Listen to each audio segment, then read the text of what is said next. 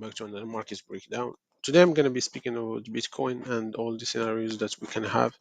And if you are not on X, which is the previous Twitter, everyone now saying that this is the top. So this is why I'm doing this video, because I like to go against the crowd generally.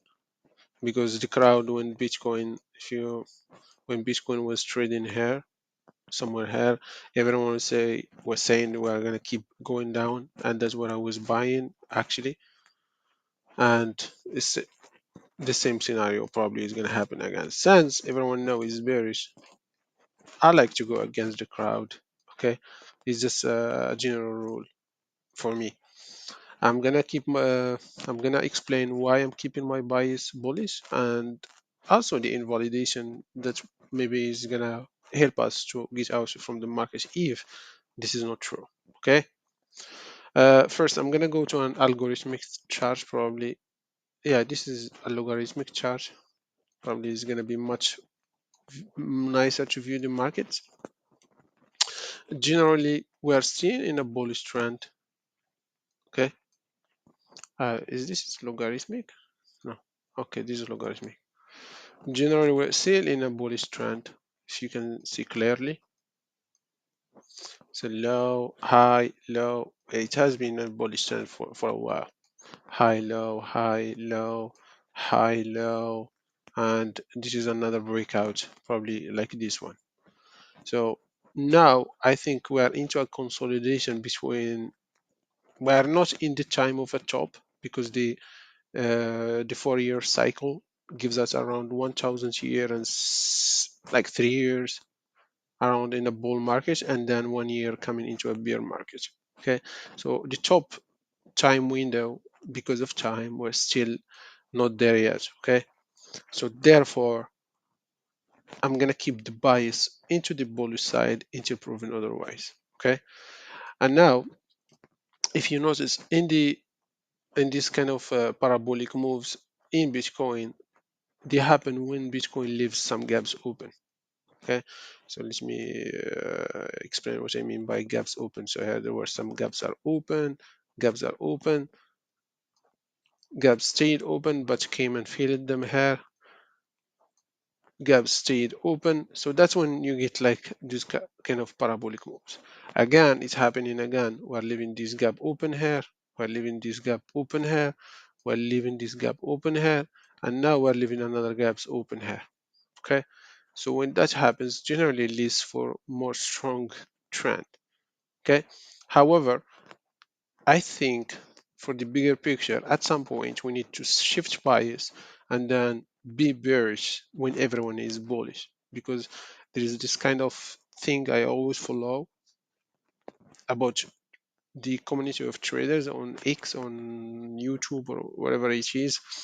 I always try to follow the against what everyone is doing. Okay, yeah, that's generally a general rule for me, a rule of thumb.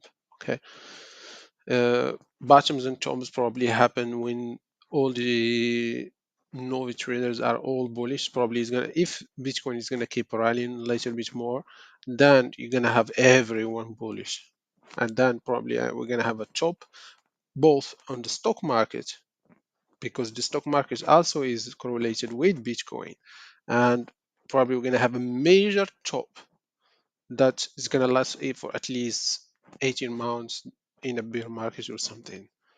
Okay, because of what is happening in the stock market. If you did not watch the major signal that I shared on the stock market in the last video, you should go watch it. It is one of the more important signals before a recession. Generally, the stock market drops before the economy declares there is a recession, and that's one of the things that you should watch for.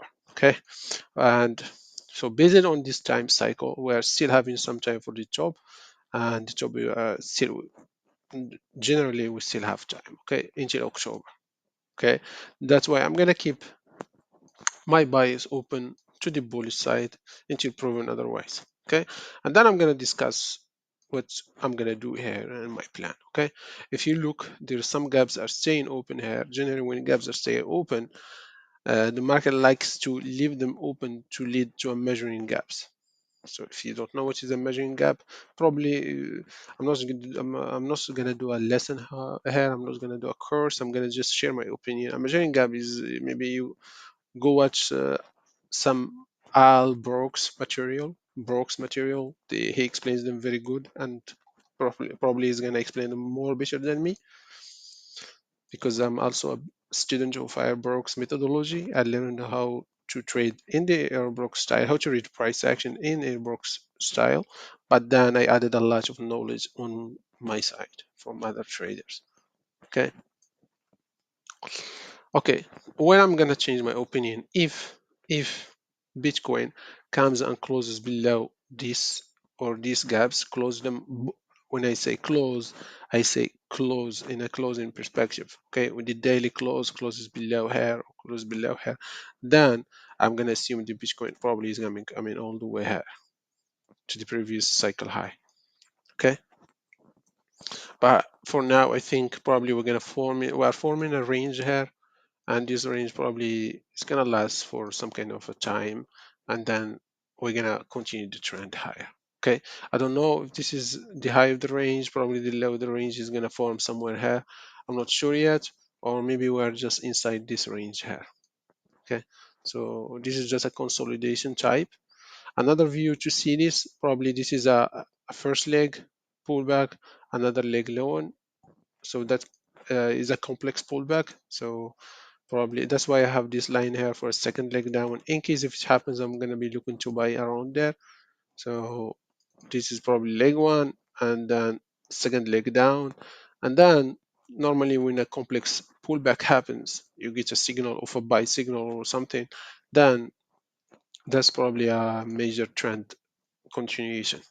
Okay, so the plan that I'm going to run and probably would like to is, so this is a major support. Okay, it's just a zone because the second leg is not always, you need to always give the price some kind of a zone, or it's not a precise price. Okay, you're never gonna catch a very precise bottom, very precise top. And then if I see a range forming here and I get a buy signal, or maybe touch this low here, a lot of things can happen here. Okay, then I think we can continue up higher. Okay, or the market can take it just from here and continue higher. Okay, anything can happen. The I'm sharing here just my view. We can also use the moving averages also as a tool. Maybe we're gonna consolidate and say this moving average come up and then come and touch it and go higher, because a lot of times the market just goes sideways until the moving average catches up. Okay, here is a moving average coming here again. So a lot of things can happen here. Okay, but right now I think if Bitcoin manages to come below here around these moving averages as well, probably I'm going to be a buyer more than a seller. Let me show you, like here. Okay, like somewhere here, like here, and again, like here. It happens a lot when the price gets attracted to the moving average, and like here, gets attracted to the moving average bottoms and then continue the price higher. So maybe you should be really, really watching for that also as a zone. Okay, but right now we just wait. We have nothing to do. I'm gonna keep the bias to the bullish side until proven otherwise. Proven otherwise is if we close at least below here.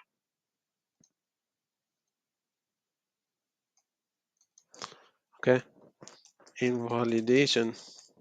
Then I'm gonna give up on the bull side, and then probably I'm gonna wait for some kind of a range to form that will be better. But right now, I think we are still in a bull market. Okay, and if we get something like this, range forming, and then we start trending, and that probably is gonna take us to the highs. Okay, and a range is a range. So a range forming, and then we break, we start putting lower highs, lower, instead of or a better trigger will be to buy when we create a lower high. So there are two trigger plans there. And what I'm showing here is something you're gonna watch on the lower time frame. Okay, is not you're gonna watch on the maybe you're gonna watch it on the 4 hour. You're gonna watch on the trend is shifting. That's where probably we're gonna get in. Okay. Okay, I hope you find this useful, and I try to keep this very short. I shared the higher perspective and also the low short-term perspective, and then we'll see what we're gonna get. Okay, it depends on what price action we're gonna get here around here, and that's it. Not too much to share. If we get here, that will be a nice plan to long the market. Here also, this is actually a long because we're still holding the yearly open. So that's the yearly open. Very holdings very well. We came below, we came also below. It's like support line there. We can go also from there. Okay. So it doesn't really, it's not, this doesn't show me so much bearishness. Yes. Okay. Take care for now and thank you for watching.